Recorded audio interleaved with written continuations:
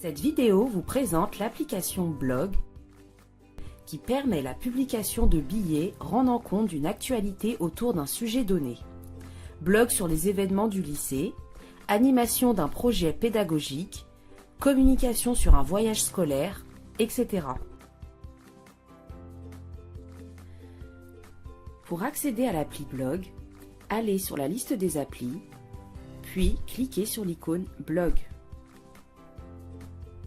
Vous accédez à la liste des blogs que vous avez créés ou qui ont été partagés avec vous. Cliquez sur un blog pour consulter son contenu. Vous visualisez l'ensemble des billets qui ont été publiés dans le blog.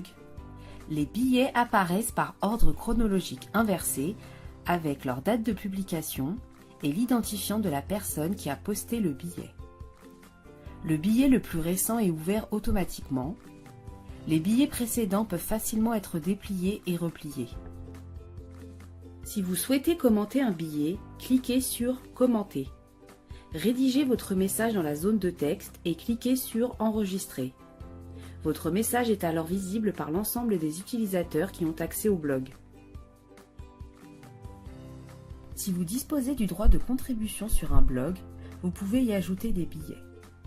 Pour créer un billet, cliquez sur le blog concerné, puis sur « Créer un billet ». Dans la fenêtre qui s'ouvre, saisissez le titre et rédigez le contenu du billet. Vous pouvez y intégrer différents types de contenus multimédia, texte, images, fichiers audio, vidéo, liens externes, etc. Une fois la saisie terminée, vous pouvez soit enregistrer le billet, il passe alors au format brouillon et n'est pas visible des autres utilisateurs ayant accès au blog. Publier le billet est alors visible par les utilisateurs ayant accès au blog. Annuler la création du billet.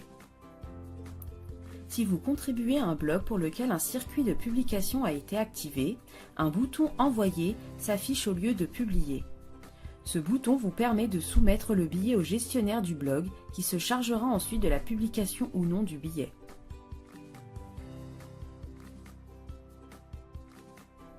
Pour créer un blog, cliquez sur le bouton « Créer un blog ». Saisissez le titre, chargez éventuellement une image et cliquez sur « Enregistrer ». Votre blog est maintenant créé. Pour le partager avec d'autres utilisateurs de l'ENT, sélectionnez-le puis cliquez sur « Partager ». Recherchez les utilisateurs ou groupes d'utilisateurs avec lesquels vous voulez partager ce blog et attribuez-leur les droits que vous souhaitez. Les différents niveaux de droits sont les suivants. Consulter, l'utilisateur peut lire le contenu du blog. Contribuer, l'utilisateur peut publier un nouveau billet. Gérer, l'utilisateur peut gérer le blog, c'est-à-dire le modifier, le partager ou le supprimer. Commenter, l'utilisateur peut commenter les billets. Cette fenêtre vous permet également de gérer le circuit de publication de votre blog. Deux options vous sont proposées. Publication immédiate, les contributions des utilisateurs sont directement publiées dans le blog sans modération. Billets à soumettre, les contributions des utilisateurs sont soumises au gestionnaire du blog qui les publie lui-même. Si vous avez activé un circuit de publication sur un blog dont vous êtes gestionnaire, vous devez valider les billets soumis par les différents contributeurs. Cochez la case « Soumis » pour afficher les billets en attente de validation.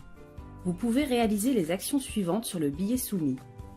Publier le billet sans mise à jour. Le billet est alors visible par tous les utilisateurs ayant accès au blog. Modifier le billet avant publication. Vous accédez à l'éditeur de texte pour apporter vos modifications.